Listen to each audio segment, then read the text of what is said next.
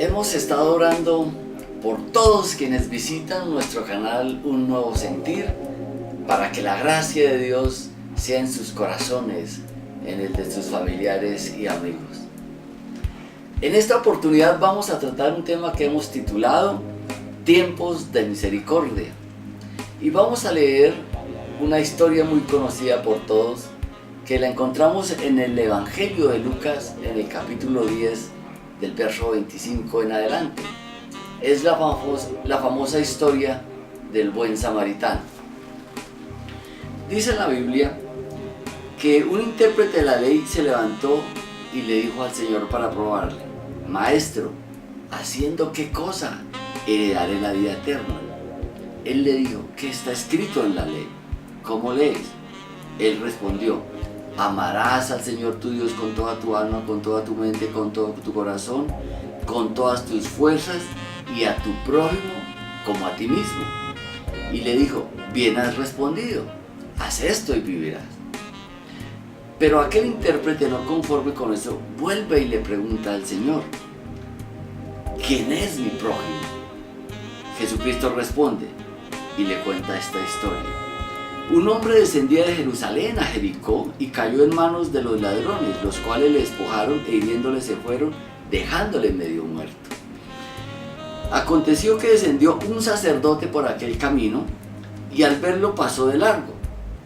Asimismo, un levita, llegando cerca de aquel lugar y viéndole, pasó de largo.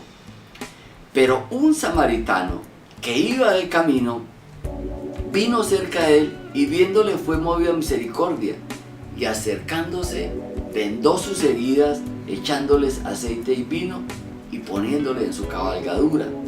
Lo llevó al mesón y cuidó de él. Otro día al partir sacó 2 denarios y los dio al mesonero y le dijo: cuídamele, y todo lo que gaste de más yo te lo pagaré cuando regrese. ¿Quién pues de estos 3 te parece que fue el prójimo de aquel que cayó en manos de los ladrones? Respondiendo el escriba dijo: el que usó de misericordia. Entonces Jesús le dijo: ve y haz tú lo mismo. Insisto en que hemos estado viviendo tiempos especiales que requieren una actitud diferente de parte nuestra, una actitud que nos lleve a replantear nuestra moral, nuestros principios, nuestra relación con Dios, nuestra condición espiritual. Oro y le pido a Dios que este mensaje no solamente nos ayude a encontrar esa condición, sino a ponerla en práctica. Que Dios se glorifique en su palabra, que su Santo Espíritu venga a nuestras vidas y nos ayude y quite de nosotros la amargura, el resentimiento, la desilusión, la indiferencia, que nos llene de su gracia y de su amor. A Jesucristo, sus detractores lo buscaban tratando de que al hablar encontraran en él algo para acusarlo ante el Sanedrín. Esa era una de las intenciones de este intérprete de la ley. Estoy seguro que con la respuesta que el Señor le dio, no solamente lo exhortó, sino que lo llevó a replantear su vida espiritual. Pero apartémonos de la reacción del escriba y pensemos en la respuesta que Jesucristo le dio. Estoy convencido que nos ayudará a reconciliarnos como hermanos, como familia, como nación. Lo primero que quiero que comprendamos es que Jesucristo en el hermoso sermón del monte dijo: bienaventurados los misericordiosos, porque ellos alcanzarán misericordia. Lo segundo que quiero que miremos es qué entendemos por misericordia. Encontré 2 definiciones. Es la disposición a compadecerse de los sufrimientos y la miseria ajena. Se manifiesta en amabilidad, asistencia al necesitado, especialmente en el perdón y la reconciliación. Es más que un sentimiento de simpatía, es una práctica. En el cristianismo es uno de los principales atributos divinos. La misericordia es también un sentimiento de pena o compasión por los que sufren, que impulsa a ayudarles o aliviarles. Escuchen esto, en determinadas ocasiones es la virtud que impulsa a ser benévolo en el juicio o el castigo.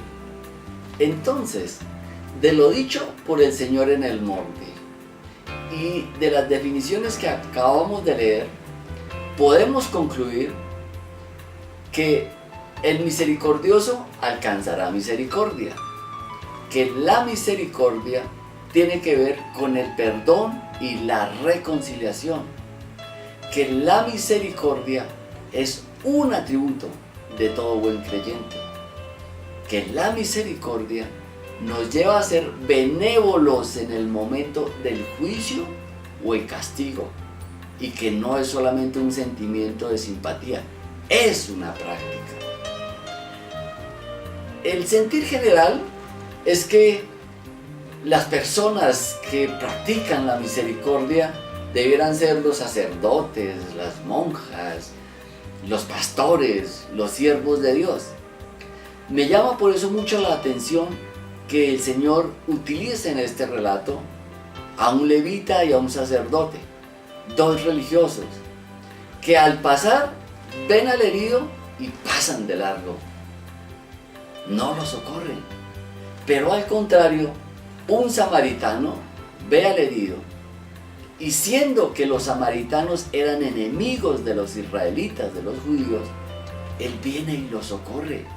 No solamente venda las heridas y le echa aceite y miel en él, aceite y vino, perdón, sino que además lo sube en su cabalgadura y lo lleva a un mesón, lo cuida y paga los gastos que este herido pueda tener.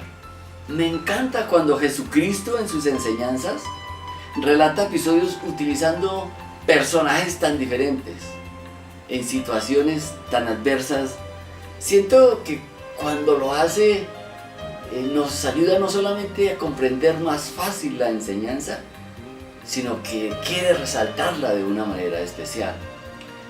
Muchas veces recibimos más de aquellas personas que desconocemos, que incluso consideramos como nuestros amigos, que nos sorprenden con bellos actos de generosidad y de amor, que de aquellos que quienes más esperamos. Entonces te pregunto, ¿tienes claro quién es tu prójimo? ¿Has hecho actos de misericordia? ¿Hasta dónde llega tu misericordia? Sucede que encontramos que muchos a veces aman más a los extraños que a sus propios familiares. Por eso es que vemos padres que abandonan sus hogares, vemos hijos más preocupados por sus amigos que por sus padres, hijos que pasan años sin saber el estado en que se encuentran sus padres. Pero también vemos al contrario, personas que se preocupan más por sus seres cercanos, por sus seres queridos, y no se preocupan por aquellos que están un poco apartados de ellos.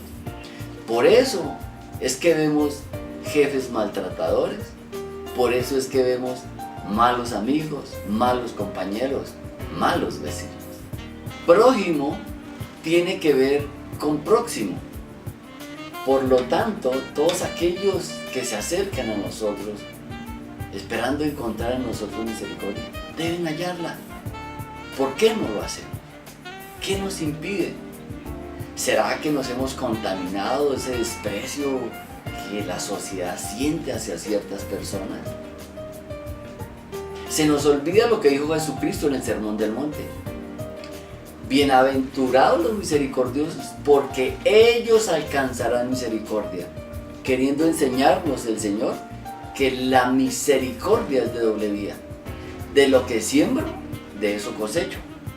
De lo que doy, recibiré. Hay un dicho popular: hoy por ti, mañana por mí. Difícilmente una persona que ha sido conocida por su mezquindad recibirá cariño y apoyo en los momentos en que presente dificultades. También pensemos en aquellos que están llamados a ser ejemplo de misericordia y amor al prójimo.